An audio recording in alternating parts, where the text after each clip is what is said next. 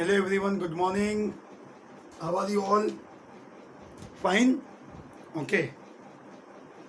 So today I am again continue with your Maths 2 chapter number 7 and your exercise 7.1. If you remember, in the last lecture we already started and discussed in the 7th chapter your first part is the assignment.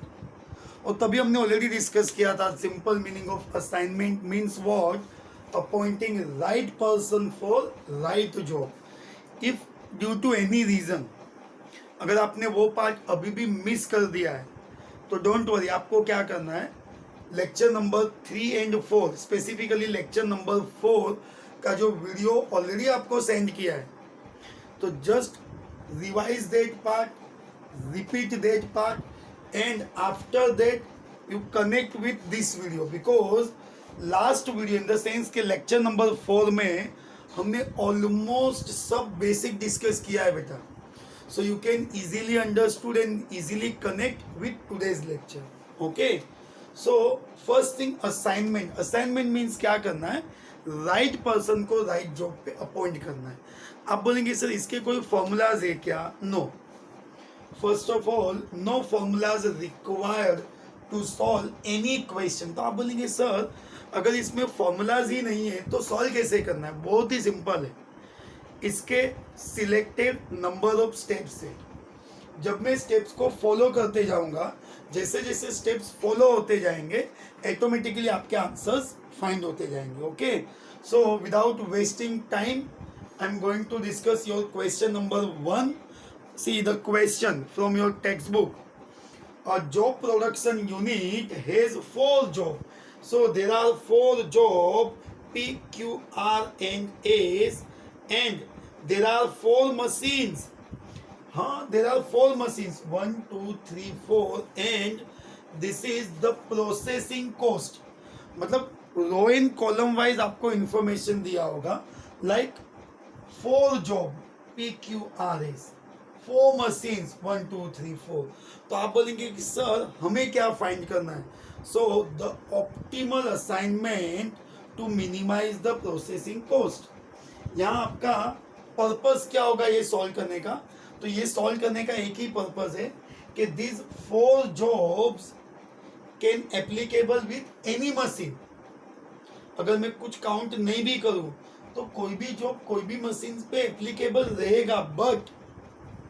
But problem ये है कि मुझे minimum cost पे काम करना है, कम से कम expense में मेरा प्रोडक्शन होना चाहिए. Okay, so there are 4 job and 4 machines PQRS in 1, 2, 3, 4.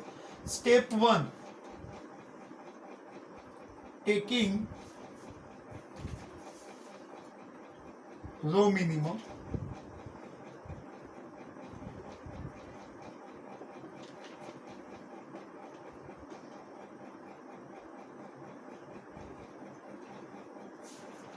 देखिए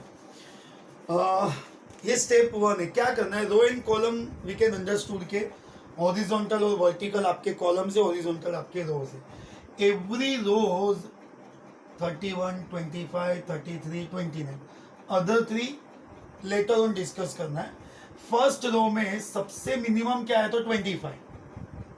अब जो ये सबसे मिनिमम है 25, ये 25 आपको अदर नंबर्स अदर एलिमेंट्स में से लेस करना है. Like 31 minus 25 6, 25 minus 25 0, 33 minus 25 8, 29 minus 25 4.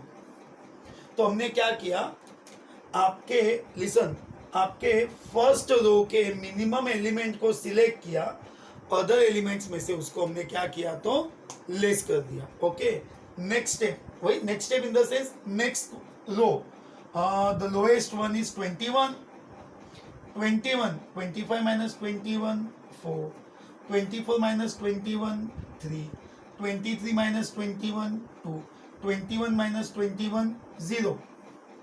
Okay, next part 19, 21, 23, 24. So first one is 19 minus 19 0. 21 minus 19, जो नॉर्मल वे में सोल्व करना है वैसे ही होगा बेटा.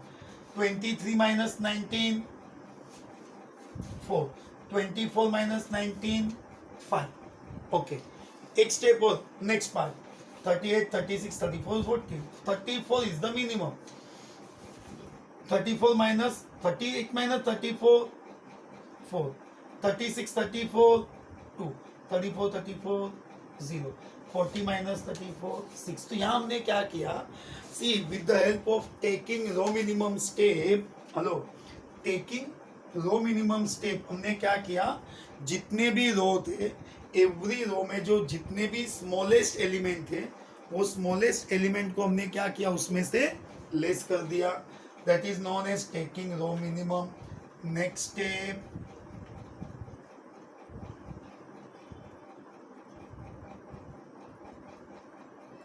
Taking column minimum.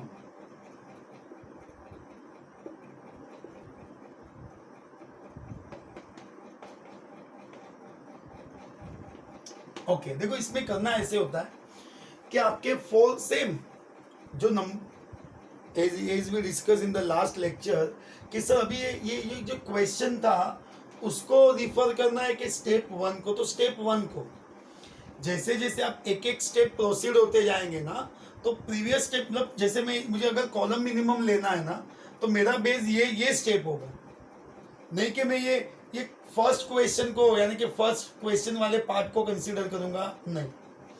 अभी आपको क्या करना है, सेम प्रोसेस जो आपने रो में प्रोसीड किया था, same part we have to complete in the column manner. See 6 4 0 4, तो ऑलरेडी यहाँ पे 0 है, तो अदर एलिमेंट्स तो है ही नहीं 0 से minimum. Same process 6 4 0 4. Next 0 3 2 2, check कर लो, ऑलरेडी 0 है. ईयर 8 2 4, ऑलरेडी 0 है. अरे जब मिनिमम 0 ही है तो वो किस में से लेस करने का प्रॉब्लम ही नहीं है बेटा. Then 4 0 5 6, again 0 is there. 4 0, आप बोलेंगे सर ये तो सेम स्टेप हो गया, बट आपके प्रोसेस में था ना, taking row minimum, taking column minimum था प्रोसेस में, तो चल रहा है. अरे आप थोड़े सम्स के बाद यू कैन अंडरस्टूड के सर ये नहीं, इट्स ओके, नहीं किया, वो कब, जब आपके पास सब स्टेप्स का नॉलेज आ जाएगा तब. ओके, रो मिनिमम कॉलम मिनिमम करने के बाद आपको चेक करना है कि आप जॉब देने के लिए एप्लीकेबल हो कि नहीं हो. अभी आप बोलेंगे कि सर वो कैसे पता चलेगा कि हम जॉब दे सकते हैं कि नहीं. देखो उसके लिए क्या करना है, आपके अभी तो जो कॉलम मिनिमम का स्टेप है यहाँ पे, इसमें जितने भी जीरोज है, जितने भी जीरोज है उसको कैंसल करना है. But the condition is that कि एक ही लाइन ड्रॉ करना है. इट्स लाइक पजल, कि by drawing a single line we have to cut maximum possible zero. जरूरी नहीं है कि मैं सबके सब जीरोस को कैंसल करूं, बट मुझे ट्राई करना है कि एक सिंगल लाइन से मैक्सिमम जीरोस, वो भी पॉसिबल है तो कट करना है. जैसे मैं ये 0 ले रहा हूं, तो आपके पास दो ही ऑप्शन है, आइदर आप वर्टिकल या horizontal. For the our whole जितने भी हम बैच में स्टूडेंट्स है ना बेटा, सबके सिस्टमेटिक अपीयरेंस के लिए हम किसको फॉलो करेंगे, तो रो वाइज. कॉलम से भी सिंगल 0 है, रो से भी सिंगल 0 है, तो सिंगल 0 कैंसिल कर दिया. अब आप ये 0 ले लो, रो वाइज आऊंगा तो भी सिंगल 0 है, कॉलम वाइज, मतलब रो या कॉलम 0 तो एक ही कैंसिल हो रहा है, तो ये ले लेंगे. नाउ दिस 0, कॉलम वाइज हो अगेन 1 0, रो वाइज भी 1 0, तो अभी एक ही 0 बचा है मेरा. आपने लास्ट लेक्चर का एग्जांपल देखा होगा तो आपको और ज्यादा क्लियर होगा कि हमारा पर्पस ये होता है कि मैं कॉलम में लाइन ड्रॉ करूं के रो वाइज, मतलब वर्टिकल ड्रॉ करूं के हॉरिजॉन्टल ड्रॉ करूं. वो चॉइस किस पे होता है कि जिससे ज्यादा 0 कैंसिल हो. आप बोलेंगे सर एक ही 0 है, तो हमने डिस्कस किया ना, जैसे यहाँ सब में वही था, एक ही 0 था, तो हमने क्या किया,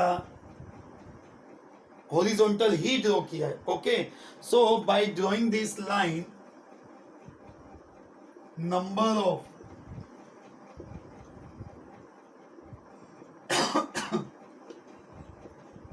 चेक करो कि आपके नंबर ऑफ लाइंस के साथ आपका ऑर्डर ऑफ मैट्रिक्स मैच हो रहा है कि नहीं. आप बोलेंगे कि सर ऑर्डर किसको बोलेंगे. आप क्वेश्चन चेक करो.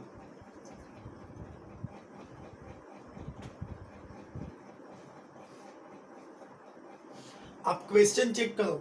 आपके क्वेश्चन में आप चेक करेंगे 4 रोज एंड 4 कॉलम्स है. 4/4.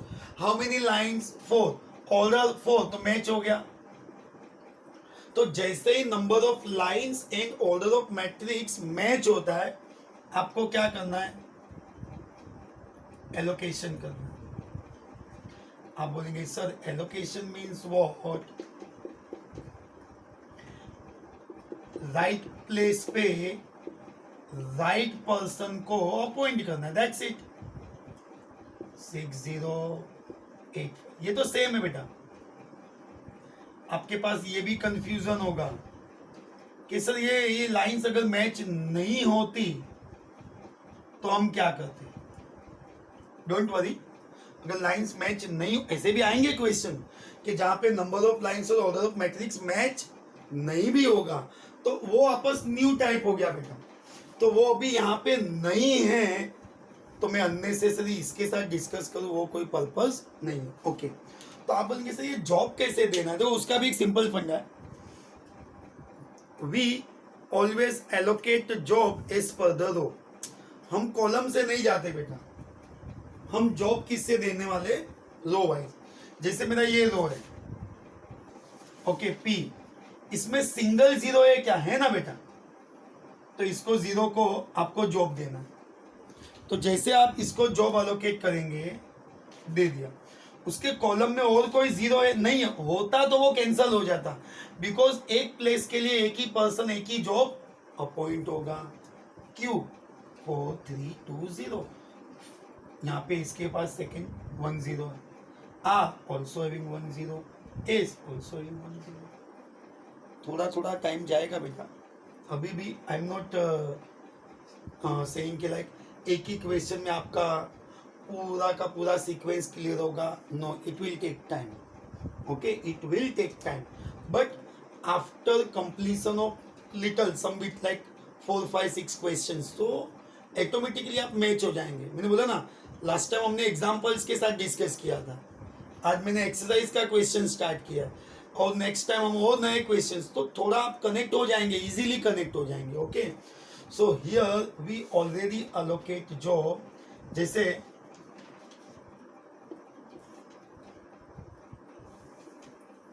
एलोकेशन ऑफ जॉब्स, 4 जॉब्स है. P Q R S. आपको वो अलॉट करना है कि अगर मेरा पी जॉब था, वो तो फिक्स है बेटा, 1 2 3 4 आपके मशीन्स थे, और पी क्यू आर एस आपके जॉब थे. आपको क्या करना है कि आपका जैसे पी क्यू आर एस है जॉब, ये जॉब कौन से मशीन को गया. जैसे P job is allotted to machine number 2. Q it is allotted to machine number 4. R it is allotted to machine number 1. is allotted to machine number 3. Okay, अभी आप बोलेंगे सर इसमें कॉस्टिंग कैसे बचा. अरे क्वेश्चन में दिया है ना बेटा कि विथ मिनिमम प्रोसेसिंग कॉस्ट. तो यहाँ पे आपको फाइंड करना है टोटल मिनिमम कॉस्ट. आप बोलेंगे कि सर ये मिनिमम कॉस्ट फाइंड कैसे करना है. It's very simple. ये जिसको जिसको आपने अलोकेट किया है, मतलब कि यहाँ जहाँ जहाँ पे भी आपने बॉक्सेस किए थे, ये बॉक्सेस के ओरिजिनल नंबर्स को यहाँ पे टिक, मतलब यहाँ पे उसको प्लॉट करना है. जैसे ये 0 था, वो मेरा 25 था. This 0 is our 21. This 0 is our 19. Plus this 0 is our 34. So total minimum cost rupees 25, 21, 19, 34.